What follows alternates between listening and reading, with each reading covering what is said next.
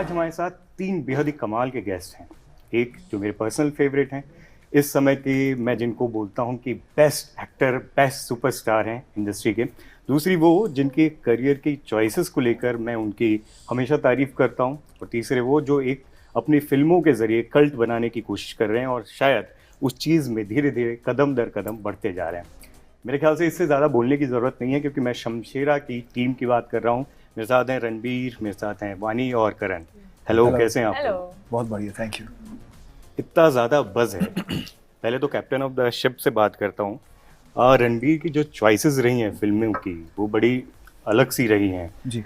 जैसे ऋषि sir, Sanjay sir, हर कोई इनको फिल्मों को लेके बोलता था। जैसे रणबीर बीच में बता भी रहे थे कि इनको संजय सर ने बोला कि बर्फी किया है, अब लड्डू कब करेगा।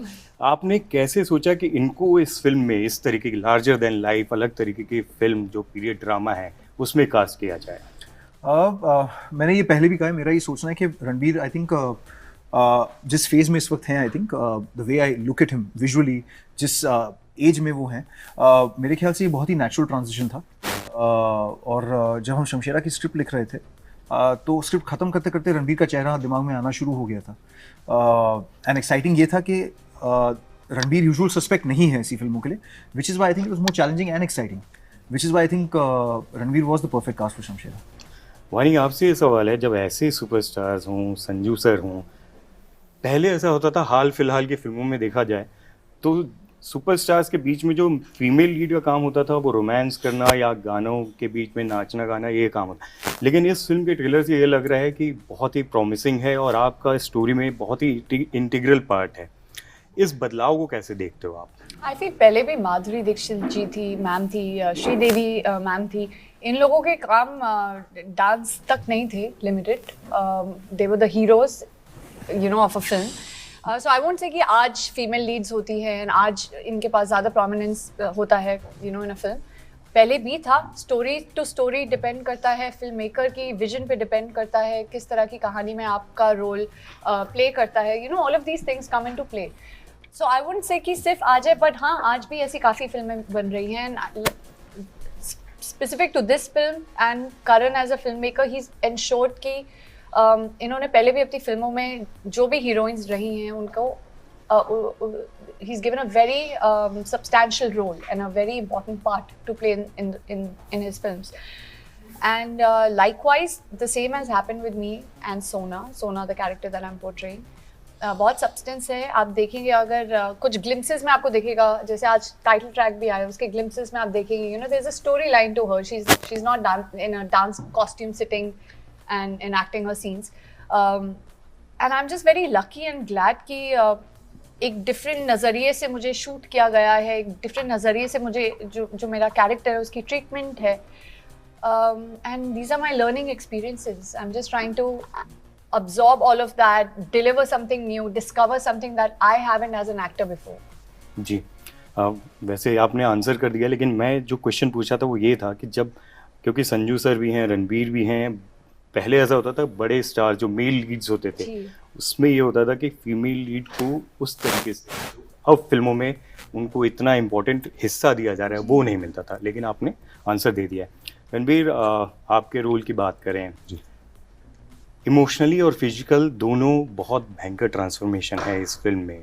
जैसा कि आप बता भी रहे थे, कितना हिस्सा रह जाता है फिल्म के शूट के बाद में? क्योंकि इसके पहले मेरे ख्याल से आप बहुत ज़्यादा, जैसे करण भी बताते हैं कि सेट पे आपको बहुत कम वक्त लगता है, आप अपने मूड में रहते हो, अपने जोन में, और फिर जब जैसे एक्शन शुरू होता है तो एक अलग ही आपका अंदर का जो एक्टर है, जो स्टार है, वो निकल के आता है। इस फिल्म से क्या कुछ रह गया? आई थिंक सर सबसे पहली बात तो ये है कि हम शूट जब शुरू करते हैं, मेरी प्रिपरेशन उससे 100 दिन पहले ही शुरू हो जाती है।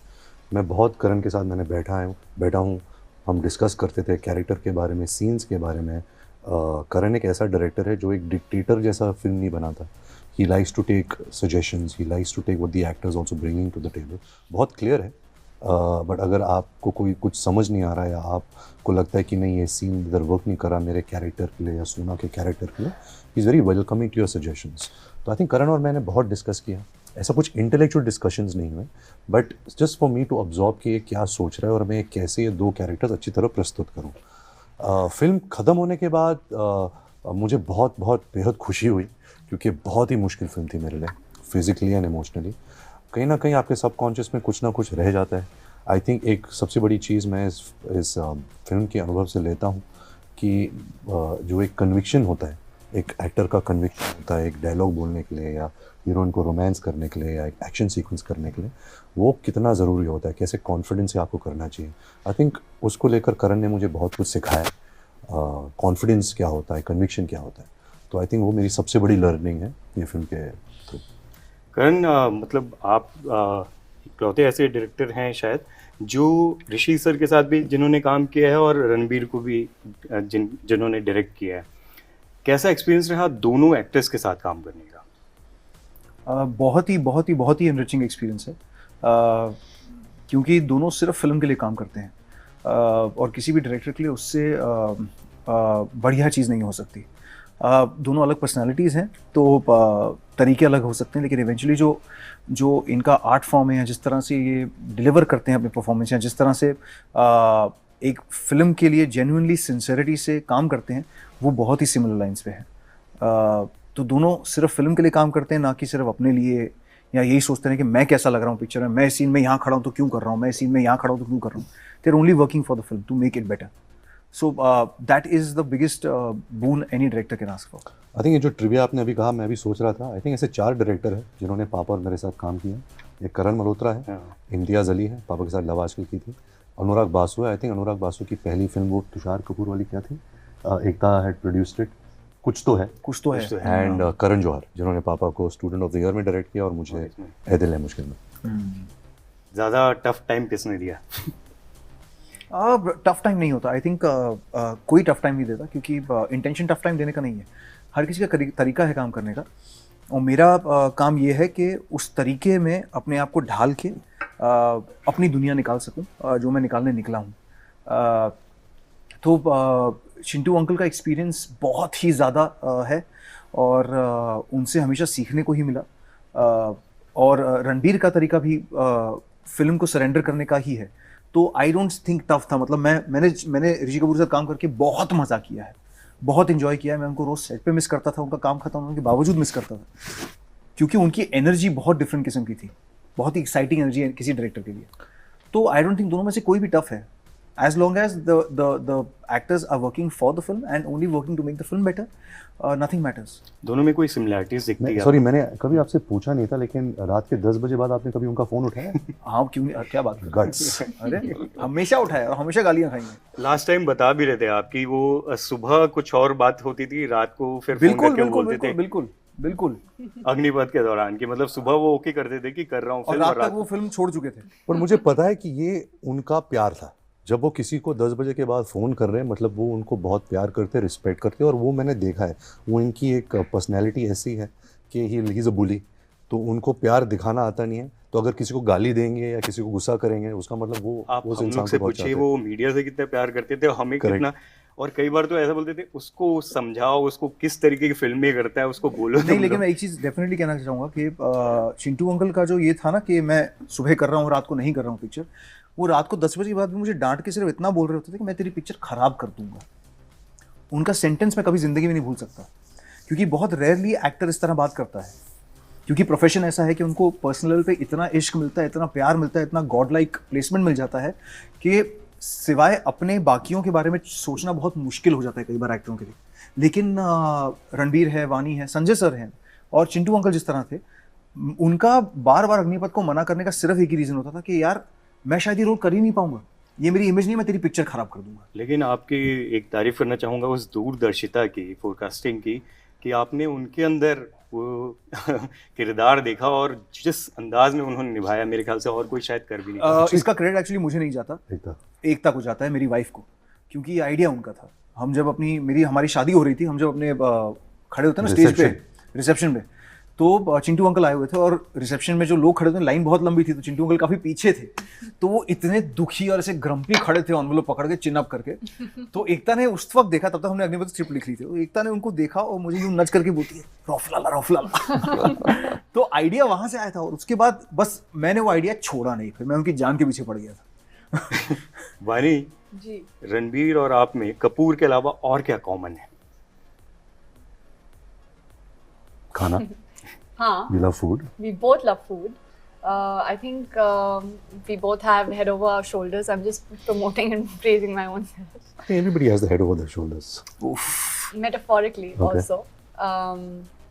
Love for cinema. Love for cinema. Love for cinema, yes. Both are brilliant actors. That they are. He's way beyond No, brilliance. ऐसा कुछ नहीं है. But yeah. Then what else? The thing, na? We love for TV shows. Love for love for cinema, for all sorts of things, no? Everything's included, shows and films and everything. What else is common? We are both cool-headed, no? I'm not as cool-headed as him. I could have my angst and my I could get high on temperament, but yeah, हम दोनों punctual हैं. we are very punctual. We're Respect disciplined, time. respecting.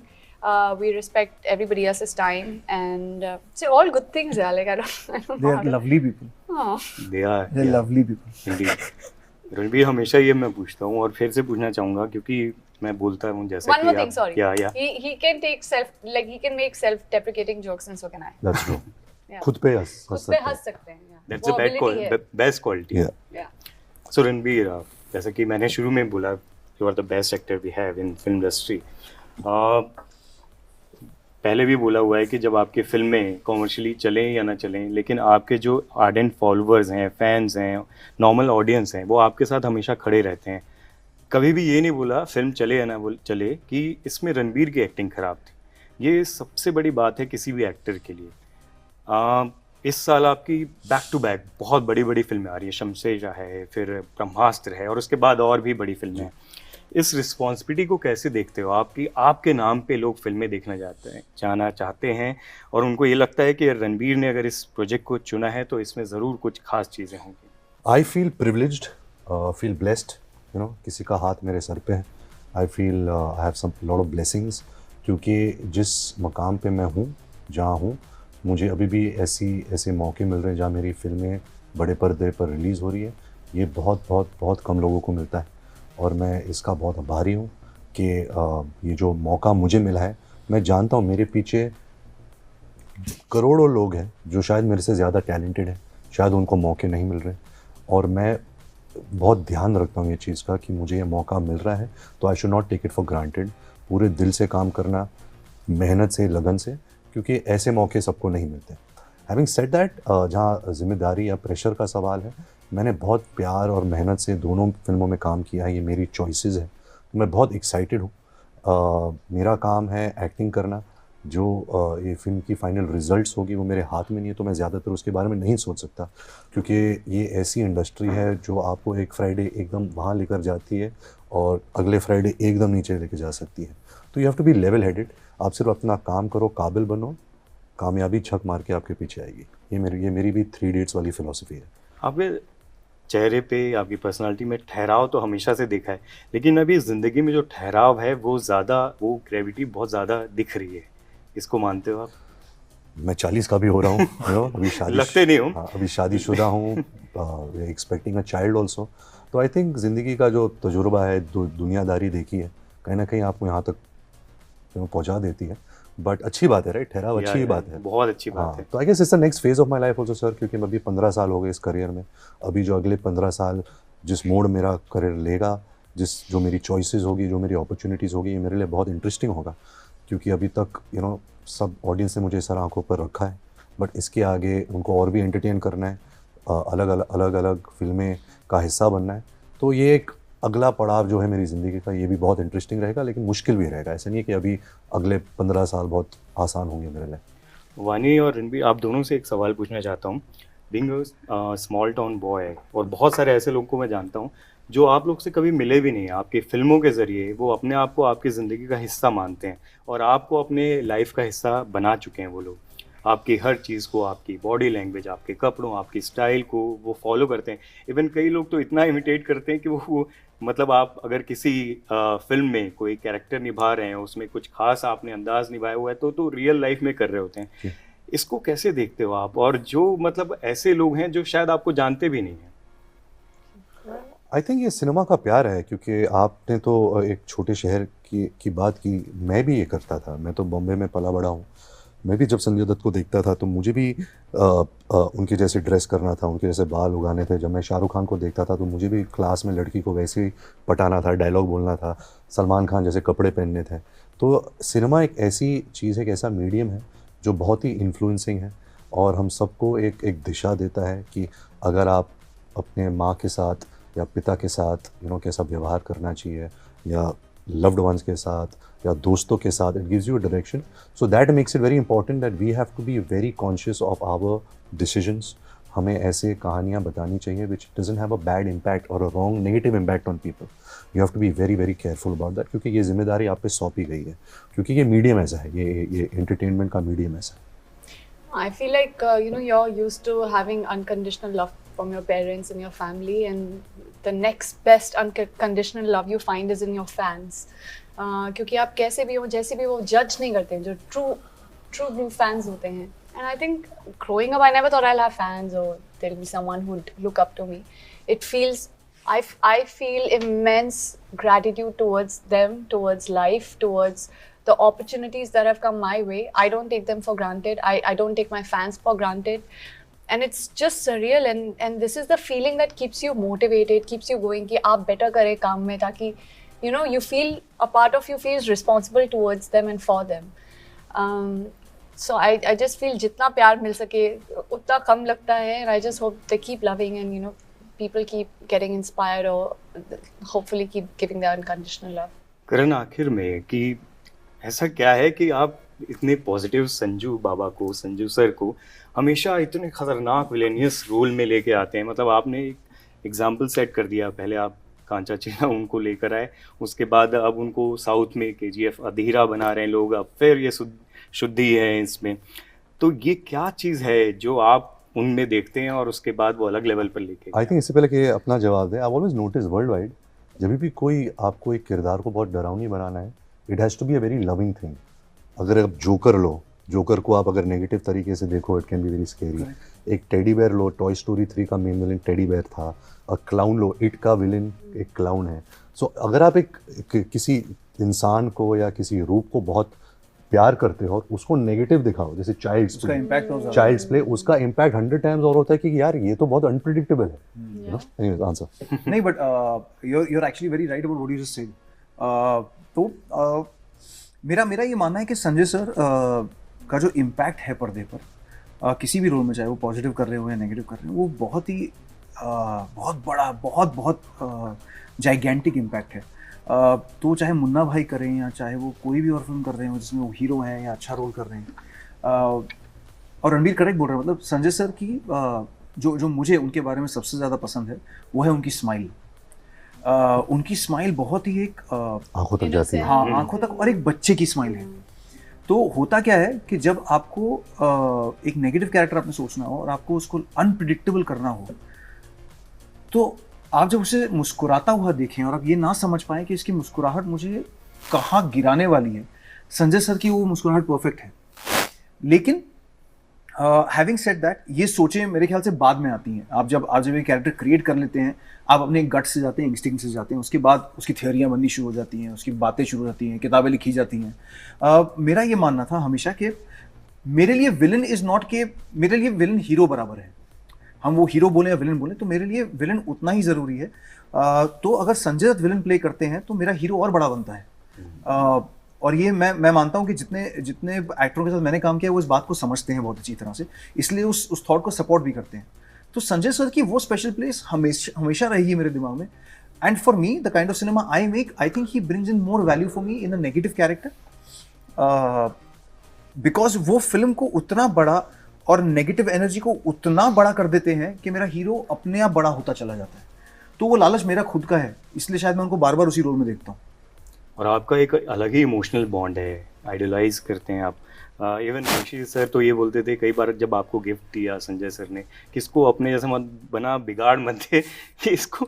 और scene में ऐसा भी है जब वो आपको मार रहे हैं या आपको मारना है, और वो सीन किस तरीके से निकल के आया, क्या कुछ कहना चाहोगे इस इमोशनल बॉन्ड के बारे में? I think of course of set हम बहुत ही इज़ वेरी केयरिंग। मैं भी बहुत ध्यान रखता हूँ कि उन्हें ना लगे कि वो सब सीन ठीक ठाक जाए। But I think by the end जब हम शूट करते हैं, कोई भी एक्टर, वानी, संजू सर, मैं, रोनित रॉय, सौरभ शुक्ला, कोई भी एक्टर इस फिल्म में, हम सब इतने जुड़ गए थे इस फिल्म के विजन में जो ये फिल्म कहना चाह रहा है कि we all wanted to do our best, we wanted to be the best version of ourselves. तो ऐसे बहुत सारे शॉट्स थे जहाँ मैं संजू सर को मार रहा हूँ, वो मुझे ऐसे कस के पकड़ रहे हैं, मेरी पीठ मरोड़ रहे हैं।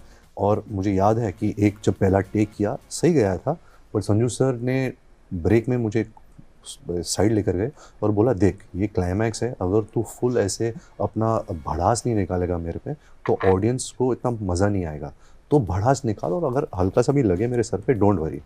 तो he is that kind of an actor, he doesn't mind कि एक जूनियर एक्टर है, यू नो, मैं संजय दत्त हूँ और वो मुझे मार रहा है। उनके अंदर ये इमोशन नहीं है, उनको फिल्म अच्छी बनानी है, उनको पता है कि क्या चलता है ऑडियंस के साथ। तो अगर आप ऐसे एक्टर के साथ काम करते हो तो आपका भी एक नया नज़रिया खुल जाता है कि यार हम खुद के बारे में क्यों सोच रहे हैं, हमें फिल्म के बारे में सोचना चाहिए। एंड आई थिंक वो बहुत बहुत बेहतरीन क्वालिटी है संजू सर में। लास्ट क्वेश्चन, अभी जो सिनेरियो चल रहा है इंडियन सिनेमा में, जो बैरियर्स थे लैंग्वेजेस के वो ख़त्म हो चुके हैं, ये फिल्म ऐसी है जो कई लैंग्वेजेस में रिलीज़ होगी, इस जो लैंग्वेज बैरियर का टूटना है इसको कैसे देखते हो आप सभी लोग? मेरे ख्याल से लैंग्वेज बैरियर टूट नहीं रहा है, क्योंकि हमने किस्म की फिल्म हमेशा अप्रिशिएट की है, तो बैरियर कभी था नहीं इतना बड़ा मेरे ख्याल से। अभी सिर्फ हो ये रहा है, मुझे लगता है कि ऑफ लेट जितनी हम पिक्चरों की बात कर रहे हैं जो बहुत बड़ी हिट हुई हैं, मुझे बहुत स्ट्रांगली लगता है कि एक फिल्म मेकर का कन्विक्शन जो है सेलिब्रेट किया जा रहा है बहुत टाइम बाद। क्योंकि जिस तरह से ये फिल्में चल रही हैं, ये ऑर्डिनरी हिट्स नहीं है। These are not ordinary film से फ्राइडे आई और वीकेंड अच्छा हो गया और चल गई। ये फिल्में जिस किस्म का बिजनेस कर रही हैं, ये लोगों के दिलों में, उनके घरों में घुस गई, उनके जहन में घुस गई हैं फिल्में। और apart from the actors and उनका स्टारडम जो है, उनकी जो परफॉर्मेंसेज हैं, उनकी जो क्वालिटीज़ हैं, मेरा ये मानना है कि वो जितने फिल्म मेकर हैं जो ये फिल्में बना रहे हैं, जहाँ राजा मौली सर हैं या बाकी जो हैं, उनका कन्विक्शन बहुत बहुत बड़े पैमाने पे सेलिब्रेट किया जा रहा है और एक्सेप्ट किया जा रहा है। तो मेरे ख्याल से उससे बेटर चीज़ कोई नहीं हो सकती। क्या कहेंगे? बिल्कुल, मैं बिल्कुल सहमत हूँ। आई थिंक ये हम सबका नज़रिया है, हम सबकी फीलिंग है। और मैं हमेशा कहता हूँ, यू नो, बहुत लोग इंटरव्यूज में पूछते हैं क्योंकि मैं एक्टर हूँ, क्या आपको हॉलीवुड में जाके हॉलीवुड में काम करना है? और मैं हमेशा से बचपन से नहीं, जब से होश संभाला है और मुझे एक्टर बनने का एक एम्बिशन था, तब से मैं ये बात मैं समझ ली थी कि अगर आपको दुनिया में नाम कमाना है तो आप अपने कल्चर से, अपनी लैंग्वेज से एक ऑथेंटिक पिक्चर जब आप बनाओगे, वो कहीं भी पहुंच सकती है। अगर आप देखें crouching tiger, hidden dragon, Chinese film थी, चाइनीज़ लैंग्वेज में। अगर आप लाइफ इज़ ब्यूटीफुल देखो जो इटालियन फिल्म थी, या पैरासाइट देखो जो कोरियन फिल्म थी, उन्होंने दुनिया भर में नाम कमाया है। तो सिनेमा होता है, एक इमोशन। अगर आप समझ भी नहीं रहे, अगर सबटाइटल्स भी नहीं है, अगर आप एक एक्टर की आंखों में देख रहे हो और जो इमोशन आपको महसूस होता है, मतलब आप तक पहुंच चुका है। तो लैंग्वेज एक ऐसी चीज़ है कि आई डोंट थिंक कभी एक बैरियर थी। अगर आप एक अच्छी फिल्म बनाओगे, I think all over the world, अभी हम पैन इंडिया बोल रहे हैं, 10 साल पहले हम 100 करोड़ क्लब बोल रहे थे। अभी आई थिंक जो अगला पड़ाव होगा, जो अगले 10 साल में होगा, वो पैन वर्ल्ड होगा। कि कौन सी फिल्म पैन वर्ल्ड है, फिर पैन यूनिवर्स, यू नो, कुछ भी हो सकता है। और आई होप उस समय आप लोग का नाम हो उसमें। बिल्कुल। Thank you so much. Thank you. वानी, आपने तो शुरुआत में ही मतलब साउथ इंडियन फिल्म शुरू में ही ली थी उसमें। आपने तेलुगु की थी? Tamil it's a harder language, Tamil is way harder. जी, क्या कहेंगे? what do I say? I feel और art has इसलिए no भी language, आपसे like art doesn't follow a particular language. Art is art. Now you can gauge the art and judge it for it being good or bad. But I don't think a language barrier, like how Karan and Ranbir said, that there's no, because of language is not the reason why your art could falter or could not. Yes, you need a wider range of audience, and I'm very happy that today everybody is celebrating, be it any language, be it from any from Culture. any culture, it's being celebrated for what it is, so I love that there's unity in diversity, and that's what we stand for. और मैं ये भी add करना चाहूँगा कि मैं बहुत सारे अलग अलग शहर गया हूँ साउथ इंडिया में।